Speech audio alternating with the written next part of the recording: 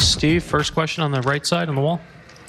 Hey, Doc, Right side. you've been saying all series that you were going to have to win a game when Kobe went off. Is it fair to say that this qualifies, or? Yeah, I hope so. I think it was, 19 points, 19 straight points. I'm not sure. It felt like more. And, it's amazing what that does to your team. I mean, we were up, I think, 12 or 10 when he was making that run. And we had to use a timeout, to settle our guys down. They wanted to, it's what we talked about before the game. You could see they wanted to change the defense. They wanted to start trapping. And, and I just tried to keep telling him it's only 2 points, each time he scores. It's not 10. It's just like if someone else was scoring, as long as we're going to keep scoring the way we were scoring, we're good. But it makes you question your defense because he was terrific. I love that our guys, for the most part, they held it in. They understood what he was doing, but we defended everyone else, and I thought it was big. You've dealt with some MVP candidate, top vote getters in this playoff. Can anyone else do what he does? No. I mean, he's the best shot maker in the game. There's probably better athletes and all that, but there's no better shot maker than Kobe Bryant. In that stretch, I kept turning to Tibbs and Armand and saying those are tough shots.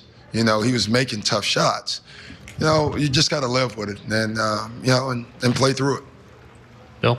Doc, Bill Doyle, Worcester Telegram. I wanted you to talk about Paul just in general, and also the inbounds play that Kevin lofted to Paul, and in a tight spot, and then he buzzed it off to Rondo for the layup. Well, Paul has said for years that he could play for the Patriots, and maybe we might have to believe him. We had a timeout. We had one timeout. I didn't want to use it because we could advance the ball with the timeout. So we were going to count to 4, and if Kevin didn't have anybody open, I was going to call it. Before I could get there, I see the ball in the air, and it was a great catch. And then I thought the pass and the catch by Rondo and the finish was huge for us. And I told Rondo I was so happy that he attacked the basket on that. I mean, a lot of guys would have dribbled it out.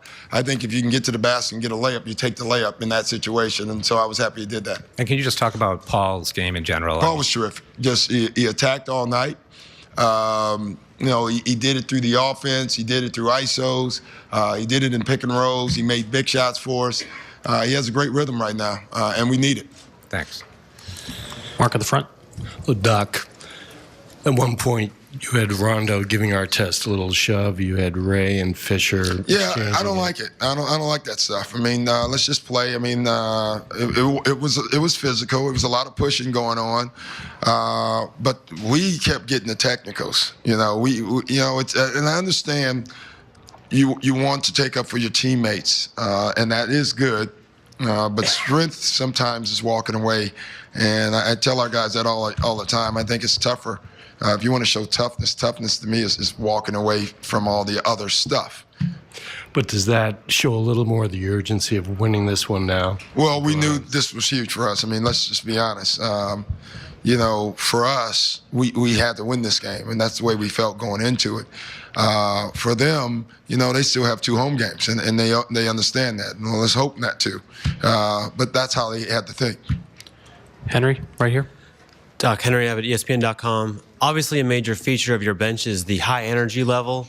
Does it ever make you nervous it might be too high and lead to bad decisions? You mean like tonight?